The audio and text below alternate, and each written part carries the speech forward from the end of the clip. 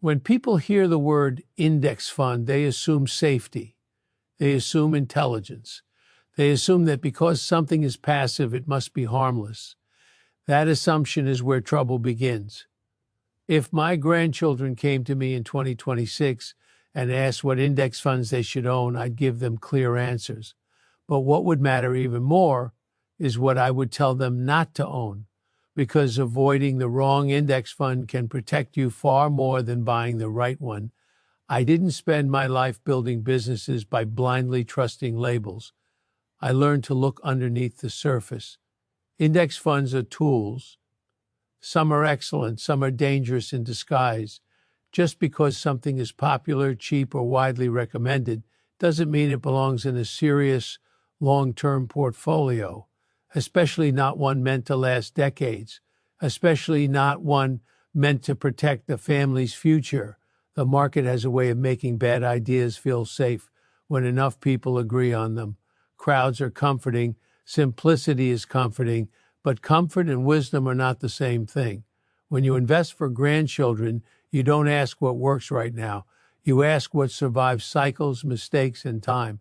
And that question eliminates more options than it creates. The first index fund I would not recommend to my grandchildren is one built around narrow hype masquerading as diversification. These funds claim to be indexed, but they're really concentrated bets dressed up as long-term strategies. They track a story, not an economy. They lean heavily into whatever theme happens to be fashionable, whether it's technology, innovation, disruption, or the future of something vaguely defined. These funds look intelligent because they use sophisticated language and impressive backtests. But look closely and you'll see the truth. A handful of companies dominate the weight. Performance depends on sentiment, not durability. When things are good, they feel brilliant. When conditions change, they fall apart fast. I don't trust concentration when it's pretending to be diversification. Real diversification spreads risk across industries, business models, and cycles. These funds do the opposite. They load risk into a single narrative and hope the world keeps agreeing with it. That's not investing. That's belief. I've seen this pattern my entire career. Every generation creates a new version of the same mistake. People convince themselves that this time the leaders will stay leaders forever, that this time the rules don't apply, that this time the story is different. It never is. Markets rotate, leaders fade, valuations matter again when no one is paying attention. I would tell my grandchildren that owning the future is not the same thing as betting everything on one version of it. Innovation will continue, but innovation doesn't reward blind concentration. It rewards adaptability and breadth. Funds that live and die by a single theme don't offer that. They offer volatility wrapped in confidence. The second index fund I would not recommend to my grandchildren is one that appears safe because it focuses on income, but quietly exposes investors to long-term erosion. These funds promise stability by holding assets that generate yield, but they do so at the cost of growth, flexibility, and real purchasing power. They feel comforting, they feel responsible, and over time they slowly disappoint. Income without resilience is a trap. Yield without adaptation becomes fragile. These funds often concentrate in industries that look stable on paper but struggle to evolve. They pay today by sacrificing tomorrow. That's fine if you're nearing the end of your investing journey. It's reckless if you're just beginning. I would tell my grandchildren that money has to grow before it can protect. Starting too defensively too early is just another way of losing time. Inflation doesn't care how calm your portfolio feels. It eats quietly. Funds that don't adapt, reinvest, or innovate fall behind, even if they never collapse outright. What makes these funds dangerous is that they rarely look dangerous. They don't crash dramatically. They just underperform slowly while life gets more expensive. That's the kind of mistake that doesn't show up in headlines, but shows up years later when expectations and reality no longer match. Here's the principle I'd want my grandchildren to understand. Indexing is not a substitute for thinking. It's a framework, not a guarantee. The structure matters.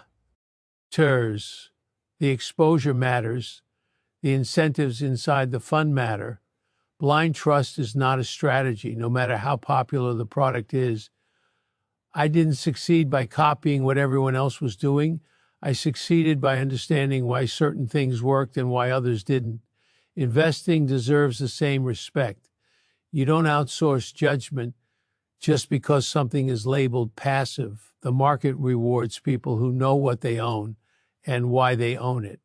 It punishes people who buy things because they sound safe. Safety is not a label, it's a behavior. It's how something performs under stress, change, and time. I would tell my grandchildren that good investing often feels boring and occasionally uncomfortable. Bad investing feels exciting and reassuring right before it disappoints you. The funds I wouldn't recommend fall into that second category. They sell certainty where none exists. The hardest part of investing isn't choosing what to buy. It's choosing what to ignore. Every product is marketed as essential. Every strategy claims to solve a problem. Very few deserve your capital. Saying no is a skill.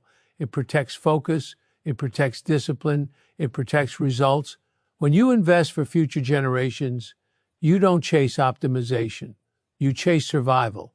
You want assets that can adapt to changes you can't predict. You want exposure to progress without dependency on hype. You want resilience built into the structure itself. Index funds can do that beautifully when designed correctly. Why? They can also fail quietly when built around narratives instead of economics.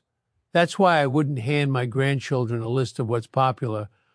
I'd give them a filter for what's durable. I'd tell them this: if a fund's success depends on the world staying exactly the way it is, walk away. If it depends on continued enthusiasm, walk away. If it promises safety without growth or growth without risk, walk away. Reality always catches up. The biggest favor you can do for young investors, not pointing them toward the best option. It's steering them away from the worst ones. Bad decisions compound just like good ones. The difference is the direction they take you. I've watched people sabotage decades of progress with a handful of comfortable mistakes. They didn't take wild risks. They took lazy ones. They assumed someone else had already thought things through. That assumption is expensive. If my grandchildren were listening, I'd tell them that investing is not about being right all the time. It's about avoiding the mistakes that don't forgive you. Concentration disguised as diversification and income without growth falls squarely into that category. Over time, discipline beats enthusiasm, structure beats stories, and humility beats confidence. The market doesn't reward certainty, it rewards preparation. That's why I wouldn't recommend those two index funds to my grandchildren, not because they're dramatic failures, but because they quietly violate the principles that build lasting wealth. And quiet violations are the most dangerous kind, because when you invest for legacy, you're not trying to win this year. You're trying to still be standing long after the noise has moved on.